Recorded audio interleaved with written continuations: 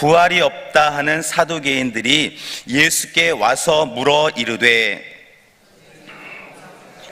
우리에게 써주기를 어떤 사람이 자식이 없이 아내를 두고 죽으면 그 동생이 간을 취하여 형을 위하여 상속자를 세울지라 하였나이다. 7형제가 있었는데 마지가 아내를 취하였다가 상속자가 없이 죽고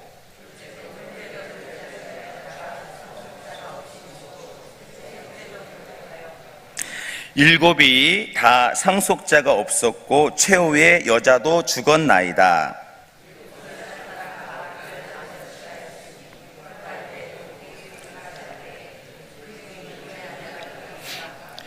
예수께서 이르시되 너희가 성경도 하나님의 능력도 알지 못함으로 오해함이 아니냐.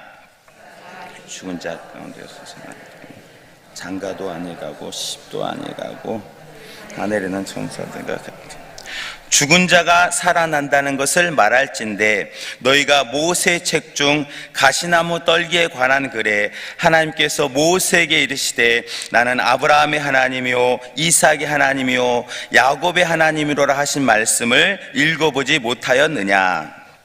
하나님은 죽은 자 하나님이 아니요 산 자의 하나님이시니라. 너희가 크게 오해하였도다 하시니라. 아멘. 사람은 영적인 존재입니다. 하나님과 이제 교통하고 교제하려고 이제 지음을 하나님의 형상대로 이렇게 받게 되었죠. 그래서 이제 창세기 말씀을 보게 되시면 아담이 하나님과 전혀 이렇게 거리낌 없이 교제함을 하나님이 동산을 거니시고 그런 흔적들을 우리들은 창세기의 말씀을 통해서 볼 수가 있게 되는 것이죠. 그 당시 아담은 어떤 두려움도 염려도 없이 거리낌도 없이 하나님과 이렇게 교제하고 전혀 어떤 어려움도 없었음을 우리가 보게 되는 것입니다. 그런데 우리가 아는 것처럼 이제 사단의 어떤 죄가 들어옴으로 말미암아 인간은 하나님을 아는 지식이 완전히 차단이 되고 단절이 되어 버렸습니다. 스스로 힘으로 그렇게 살다가 죽을 수밖에 없는 존재로 타락이 되어진 것이죠. 그러나 우리 하나님 아버지는 약속대로 예수님을 보내주셔서요, 잠시 율법도 있었고 여러 가지 징계도 있었지만 우리를 예수 안에서 율법 이전의 모습처럼 회복되고 교제하고 영광을 주시려고 우리에게 예수님을 보내주셨고요. 이제 우리는 시대를 떠나서 세대를 떠나서 예수 안에 있는 사람은 좀 이렇게 어려움을 당할 수 있지만 한계도 경험할 수 있지만 하나님을 아버지라 고백하면서 교제할 수 있는 그 자녀의 신분을 누구나 미국 사람이든 외국 사람이든 한국 사람이든 그 유일한 강복을 하나님 아버지께 받게 되어졌습니다. 물론 그리할지라도 우리 삶에는요, 우리가 땅에 있고 몸에 매여 있기 때문에 또 여러 가지 시험과 훈련, 연단이 실제하는 것은 사실입니다. 분명히 단번에 믿음으로 말미암아 예수 그리스도로 말미암아 자녀가 되었지만 여전히 우리들은 이제 이 땅에서 출애굽의 여정처럼 훈련을 받고 믿음의 그 길을 걸어가고 있기 때문인 것이죠. 그러나 우리들은 변함없이 우리를 구원하신 또 예수님 여전히 바라보면서 마지막 날까지 승리하시는 저와 여러분 우리 모두 되시기를 소망합니다. 오늘 말씀을 보니까요, 오늘은 이제 사두개인들의 모습이 소개되어지고 있습니다. 자료를 보니까요, 사두개인은 사독 제사장의 후손으로서 최고 고위 제사장 또 이렇게 공무원들, 관리인들로 구성된 그런 종교 집단이라고 이렇게 알려져 있고요. 또 이 사람들의 특이한 점은요, 그 당시 로마 정부랑 아주 이렇게 가까이 로마를 지지하고 로마 정부와 함께 하려고 했었던 그런 종교 단체라고 전해집니다. 그리고 또 이 사두개인들의 특징이 뭐냐면요, 희한하게 모세 오경만을 인정하고 다른 선지자들을 통해서 전해진 하나님의 말씀을 다 거부한 것으로 그렇게 전해지고 있습니다. 그러니까 이제 겉으로 보기에는 대단한 이렇게 종교 집단인 것 같지만 성경을 부분적으로 이렇게 오해한 또 이렇게 권세를 취했던 그들은 종교 집단이었다라는 것을 보게 되는 것입니다. 자, 그런데 오늘 이 사두개인들이 우리 예수님께 와서 공경에 빠뜨리는 난처한 질문을 이제 하게 되는데요. 우리 19절의 말씀, 우리 본문 19절의 말씀 함께 우리 읽어보도록 하겠습니다. 시작. 선생님이여, 모세가 우리에게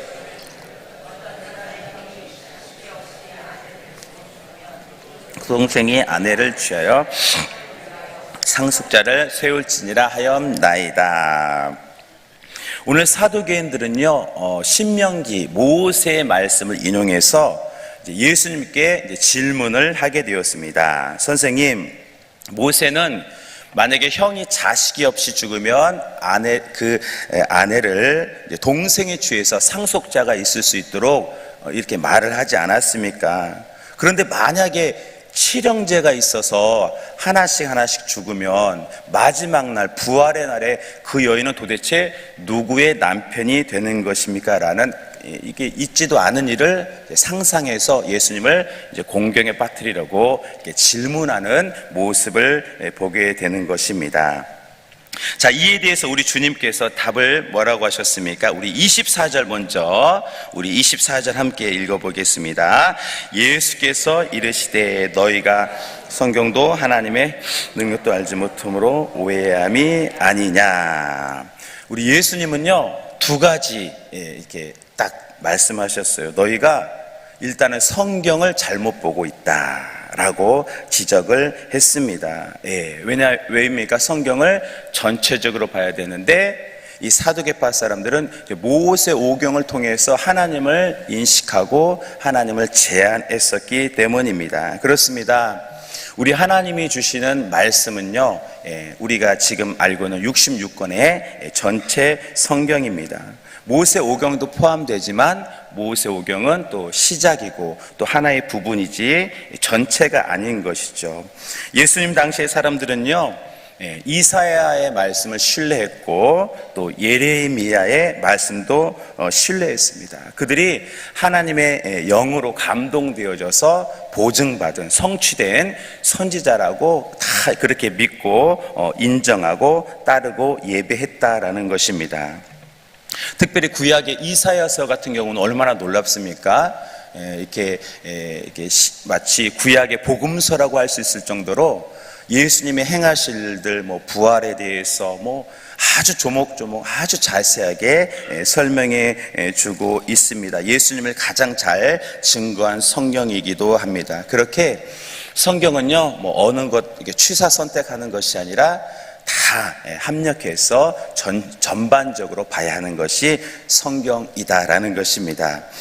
그런데 오늘 사두개인들은요, 어디서 그런 게 나왔는지 오직 모세 오경, 우리는 다른 것은 인정 안 해. 그렇게 모세 오경만을 가지고 하나님을 이해하고 또 그렇게 예수님도 모세 오경으로 이렇게 공격하는 그들의 모습을 이렇게 우리가 보게 되는 것이죠.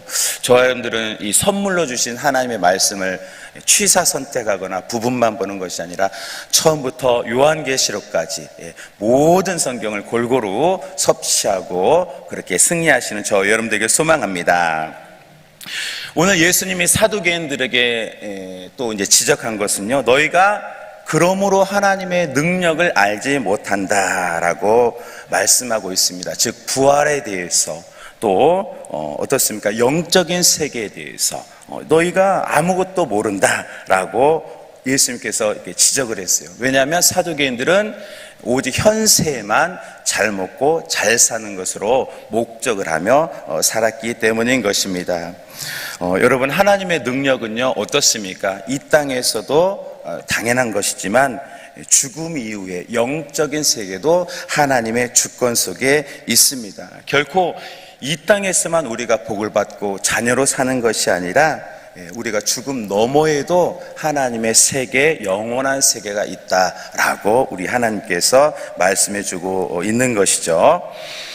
자, 오늘 본문에 우리 26절 말씀, 우리 26절의 말씀 함께 읽겠습니다. 죽은 자가 살아난다는 것을 말할진대 너희가 모세 책 중 가시나무 떨기에 관한 글에 하나님께서 나는 아브라함의 하나님이요 이삭의 하나님이요 야곱의 하나님이로 하신 말씀을 읽어보지 못하였느냐. 예수님은 그들이 좋아하는 모세 출애굽기의 말씀을 통해서 그들에게 다시 한번 이렇게 말씀을 주셨습니다. 누구를 얘기합니까? 사두개인들이 가장 좋아하는 모세를 가지고 우리 주님이 이제 답을 하시는데요. 하나님께서 모세에게 자신을 계시하실 때 어떻게 말씀하셨습니까? 나는 아브라함의 하나님이요 또 이삭의 하나님이요 야곱의 하나님이로다 라고 말씀을 해 주셨습니다. 그러니까 이었다가 아니라 현재 진행형으로 아브라함의 하나님이고 이삭의 하나님이고 야곱의 하나님이다 라고 과거형이 아닌, 그때는 물리적으로는 다 죽었잖아요. 그래도 하나님은 아브라함의 하나님이다 라고 현재 진행형으로 우리 하나님께서 말씀을 해 주셨습니다. 그렇기 때문에 아브라함이 잠시 살다가 사라져버린 삶이 아니라 하나님의 능력으로 그도 부활의 그 권능 속에 참여하고 있음을, 결코 끝나버린 사망한 인생이 아님을 우리 하나님께서 그렇게 모세에게 비춰주신 것이죠. 그래서 이제 변화산 사건을 보면 어떻습니까? 분명히 죽었던 모세가 영의 모습으로, 이렇게 신령한 모습으로 예수님 앞에, 엘리야도 죽었었잖아요. 그런데 다시 나타나서 예수님께서 별세하실 것을 누가복음에 보면 그렇게 나누었다라고 말씀을 하고 있습니다. 결코 이 땅에서 삶이 끝이 아니라 하나님의 권능으로 세우신다라고 그렇게 우리에게 말씀하고 있는 것입니다. 그렇습니다. 우리들은 100년 미만의 짧은 생애를 살아가지만 하나님께서의 그 주신 약속은요 영원하다라고 말씀을 하고 있습니다. 결국 이 땅에서 누구는 잘 먹고 누구는 부족하고 뭐 이런 것이 절대 기준이 아니라 하나님의 최종 소망, 하나님의 최종 기쁨은 바로 부활에 있다라고 말씀하고 있습니다. 우리 고린도전서 15장 42절 44절까지 함께 우리 한 절씩 우리 읽도록 하겠습니다.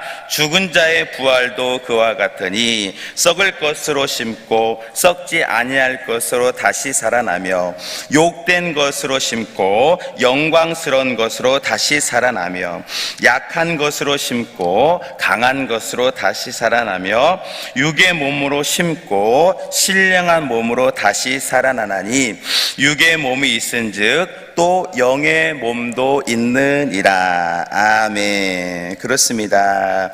예수님을 믿을 사람, 우리 아버지께서 그날에는 육의 몸을 벗고 정말로 완전한 자녀의 복으로 완벽하게 우리 하나님이 이루신다라고 그 능력을 말씀해 주고 있습니다. 우리 예수님께서 부활하신 것처럼, 우리 예수님 부활의 첫 열매가 된 것처럼 우리 예수 믿는 사람도 모두 다 그때는 뭐 아픈 것 없이 약한 것 없이 하나님의 약속이 완벽하게 성취된다라고 말씀하고 있습니다. 돌아가신 이관희 집사님이 다큐 영화 교회 오빠라는 작품이 있었습니다. 너무 안타깝게도 이분이 젊은 나이에 결혼했는데 큰 이제 병에 걸려서 죽게 되어졌습니다. 그런데요, 그 자료를 보면 그 이관희 집사님이 너무나 의연하고 초연한 모습을 보게 되어지고요. 또 주변 사람들을, 성도들을 위로하고 또 아내를 위로하는 그런 의연한 모습을 보게 되어집니다. 왜 그랬을까요?